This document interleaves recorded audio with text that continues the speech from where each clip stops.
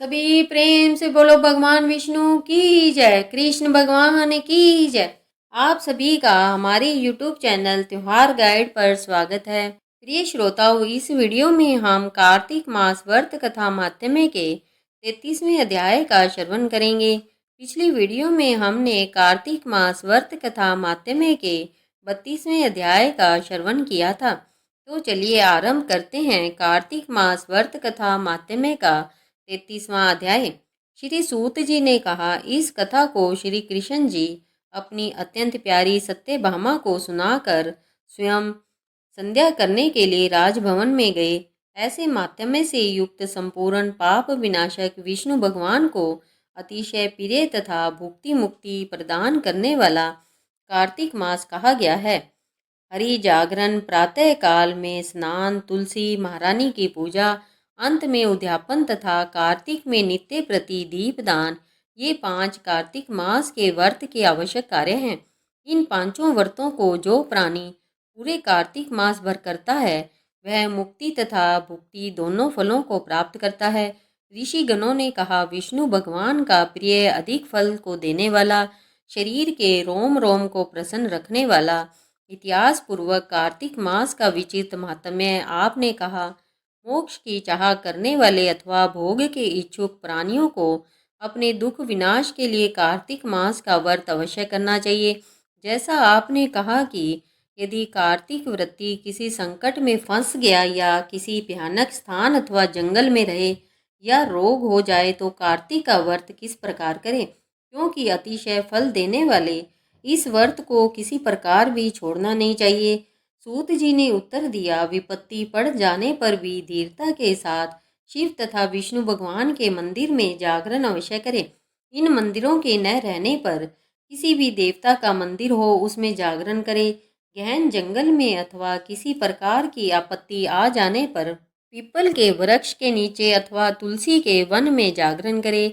विष्णु भगवान के पास विष्णु जी के निमित्त कीर्तन करें। इस प्रकार 1000 गोदान के बराबर फल मिलता है और उस कीर्तन में बाजा बजाने वाले को वाजपेयी यज्ञ के बराबर फल मिलता है और नाचने वाला प्राणी समस्त तीर्थों में स्नान करने का फल प्राप्त करता है। किसी एक आपत्ति में पड़ जाने से अथवा रोगी हो जाने से यदि कदाचित जल भी न मिल सके तो केवल विष्णु भगवान के नाम मात्र से मार्जन ही कर ले।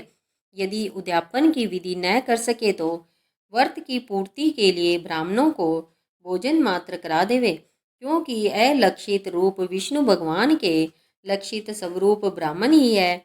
इनकी प्रसन्नता से सदा विष्णु भगवान निसंदेह प्रसन्न रहते हैं।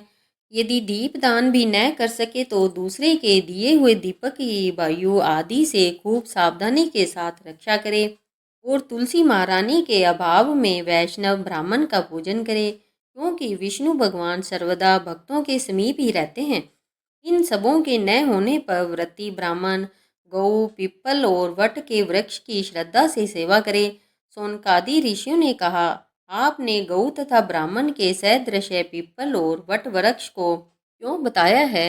सब वृक्षों में ब्राह्मण सदृश पीपल और वट के वृक्ष पूज्य क्यों माने गए हैं? सूत जी ने कहा, पीपल का वृक्ष साक्षात विष्णु है, बरगद का वृक्ष साक्षात शिव और पलास का वृक्ष साक्षात ब्रह्मा है। इनके पूजन, सेवा तथा दर्शन से सब पापों का नाश होता है। ऋषिगण कहने लगे कि हे धर्मज्ञ, हम लोगों के इसमें शंका है कि ब्रह्मा, विष्णु तथा महादेव जी वृक्ष रूप क्यों हैं? आप कृपया कर कर कहिए। सूत जी ने कहा कि प्राचीन काल में किसी समय श्री शिव जी और पार्वती जी किसी एकांत स्थान में भोग विलास कर रहे थे। उसी समय उनके विषय भोग में विघ्न करने के लिए ब्राह्मण का स्वरूप धारण कर अग्नि वहां पर गए। भोग विलास के आनंद का नाश हो जाने के कारण क्रोध से कांपती हुई पार्वती ने समस्त देवताओं को श्राप दिया। पार्वती जी ने कहा, हे देवताओं, विषय सुख को कीट पतंगादि भी जानते हैं, उसमें आप लोगों ने देवता होकर विघ्न किया है, इसलिए आप सब लोग वृक्ष हो जावें। सूत जी ने कहा, इस प्रकार क्रोधित पार्वती जी के श्राप देने से सब देवता वृक्ष हो गए। इसी कारण विष्णु भगवान तथा शिव जी दोनों पीपल और वट हो गए। विष्णु का शनिदेव के साथ योग होने के कारण शनिवार के दिन ही पीपल के वृक्ष का स्पर्श करना चाहिए और किसी दिन नहीं।